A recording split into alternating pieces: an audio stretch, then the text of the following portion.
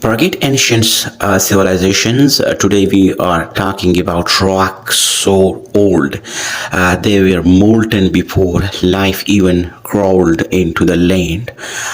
So today is the topic of discussion is igneous rock, and that must be a comprehensive chart to cover all those basic things which is required in igneous petrology. Think of it like a personality chart of rock. Just as people have different trait, igneous rocks have different composition, colors, textures, and even formation temperatures. This chart neatly organizes these traits. Let's break it down row by row, and I will try my best to logically and trusting things is being explained so simply. First row, which is the composition, the chemical backbone of those igneous rocks. This is probably the most crucial row as it detects almost everything else. We characterize igneous rocks into four main compositional group, moving from left to right: felsic or silicic. Imagine a rock rich in silica, SiO2, that's felsic. Think of FeL, which is spelled for feldspar, like orthoclase, and Si for the silica. Those rocks are essentially the light and airy ones of the igneous worlds. Intermediate, as the name suggests, these rocks are max. The gap between felsic and mafic is filled by these rocks. Mafic, now we are moving towards the darker and denser rocks. Ma represent manganese and Mg represent magnesiums. F represent iron, oxides are iron. These rocks are rich in ferromagnesium minerals or ferromanganese minerals. Ultramafic, these are the extreme end of that mafic spectrum, packed with even more manganese and iron and magnesium. Think deep earth, hot and dense. Now come to the temperature. Row the thermal fingerprint. Notice the trend here as we move from felsic to ultramafic. The typical formation temperature increases. For example, felsic rocks solidify at lower temperature, and that range is from 700 into 900 centigrade. This makes sense because their constituent minerals like quartz, orthoclase have a lower melting point.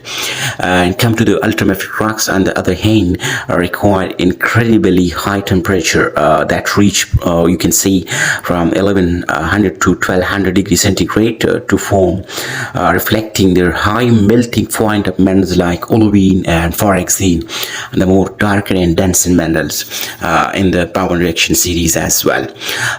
This tells us a lot about the magma origin. Magma that are cooler and more viscous tends to be felsic, while very hot fluid magma tends to be ultramafic. That is commonly understood from this temperature. Presence of mafic minerals, the row that is explaining the mineralogical balance. This row quantify the compositional categories. It tells us the proportion of those dark iron and manganese or magnesiums, rich minerals like pyroxene, amphibold, olivine, and biotite mica present in the rock. Felsic rocks have a very few mafic minerals, less than 15%. They are dominant by light colored minerals. Ultramafic minerals or ultramafic rocks are almost entirely composed of mafic minerals greater than plus minus 85%. Now come to the typical color, which is a physical property of those minerals and rocks. The row visually clue, but be careful about that. Sometimes it confuses you by the rock colors or the mineral colors by different intrusion due to vast heterogeneities in the natural system or the natural processes in the earth.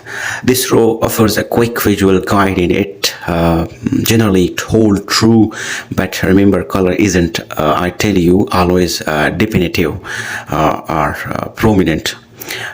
Felsic rocks are typically lighter color, white, pink, red.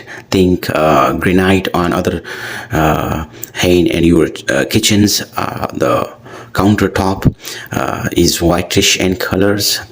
Mafic rocks are dark gray, black. Think basalt common in volcanic flows. You must see these in field observation. For different purposes, we go to the field. Ultramafic rocks are obtained green due to the dominance of olivine. That is another way. Why the color is different? It is another questions. Anything in your mind, you can put it into the comments below. The colors, it goes back to the minerals rich in iron and manganese or magnesium absorb more light. It is a dark body or a black body, sorry, so it absorbs more of that light, make them appear darker while it reflect it back, while minerals like quartz and feldspar are lighter and in color. So that's why there is variation, but keep in mind these what I'm talking about, minerals, quartz, feldspar, and manganese and iron. These are rock forming minerals. There must be intrusions of small impurities always can change the color as well. So you must take those into account by looking into the rock's color. Mineralogical composition based on present by volume. The heart of the chart, mineralogical composition. What it tells us, this large colorful section is where the magic happen. Its ternary diagrams are as a simplified version of ones that shows you the typical minerals assemblages for each rock type. Felsic lip dominated by quartz, that I can tell you that glossy clear minerals and orthoclase, a pinkish potassium feldspar or sometimes sodium feldspar, more darker in color. You will also see some plagioclase feldspar that can range from white to gray in colors. So when you see the quartz, the sugary textures minerals, glossy clear minerals, but you can see potassium feldspar or feldspar that is sodium feldspar, more milky sort of texture that contain in more pinkish potassium feldspar, pinkish colors of those minerals. Some plagioclase can range from white to gray, and mica like muscovite or biotite. Muscovite are whitish and biotite are blackish in color. Intermediate metal, more plagioclase along with the increasing amount of MP ball, as we already understand the Bowen reaction series, and some pyroxene, less quartz in orthoclase. They can range from plagioclase, so less quartz is there, so increasing amount of plagioclase and MP ball. Going on through this direction, we reach to the mafic right, dominated by plagioclase, calcium rich variety, and pyroxene. You will also see some olivine and MP ball along this side of pyroxene, and lesser plagioclase, but that must be calcium rich variety. Ultramafic far right, almost entirely olivine and pyroxene. The more darker mineral, the more dense minerals, and they will be must be on the top of discontinuous series of the Bowen reaction series as well. This section beautifully illustrates the continuous nature of mineralogical changes across the compositional spectrum as magma cools and crystallize different minerals from depending on the chemical environment. So now at the middle of this lecture, you will understand why I select this chart, because it is a story. It is the story of igneous rock, its composition, its color, its mineralogy, and specifically come to the texture side, raw of the textures, how fast did it cools, is another questions. Texture refer to the size and arrangement of the mineral grains in a rock.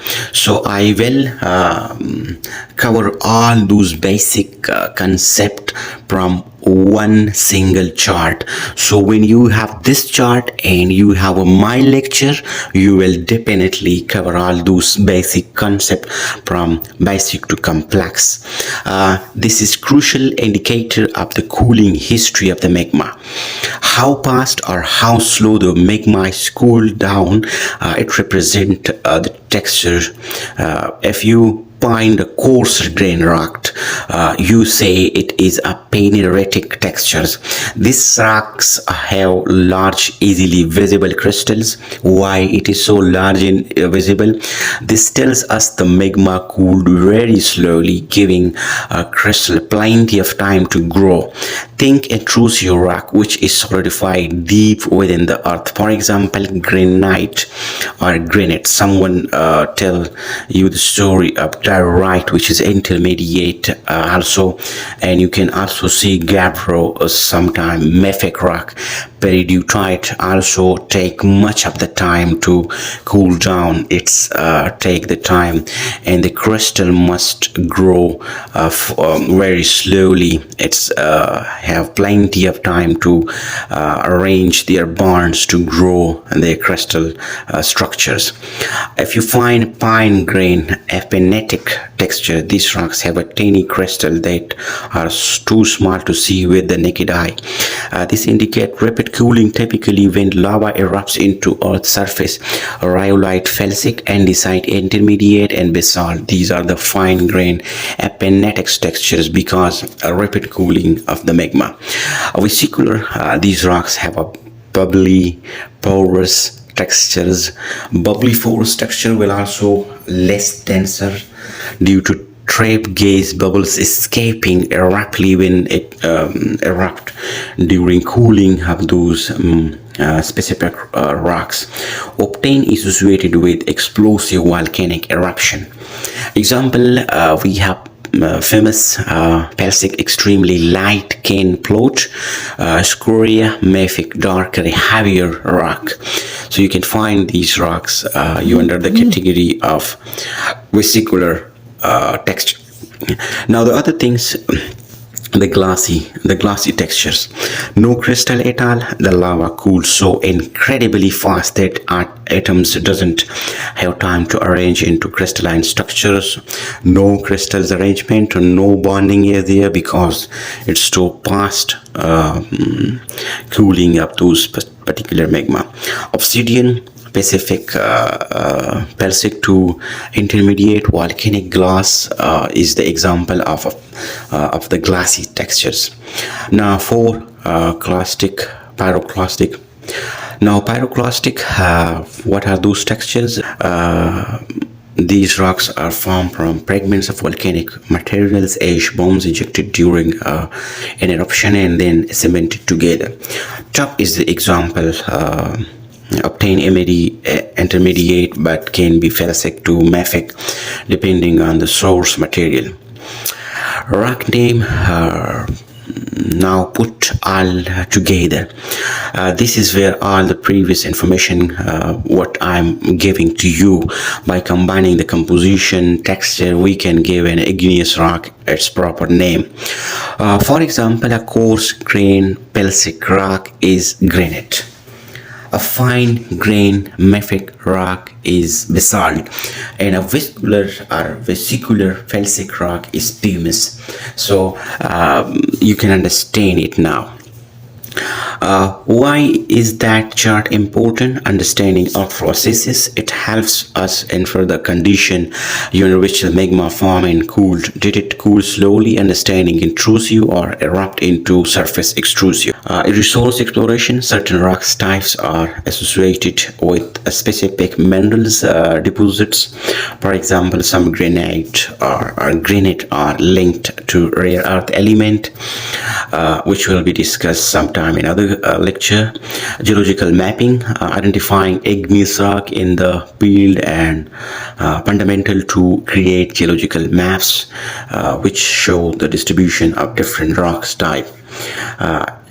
Engineering application. Different igneous rocks have varying strength properties which are important concentration and construction other